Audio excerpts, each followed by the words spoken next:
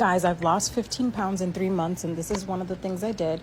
So instead of eating, any junk food or whenever I'm hungry and I want something that will keep me low carb and high protein, it's this egg salad. So it's 4 eggs with a little bit of mayonnaise, or a lot of mayonnaise, mustard, garlic salt with parsley, and accent. Leave the racism behind.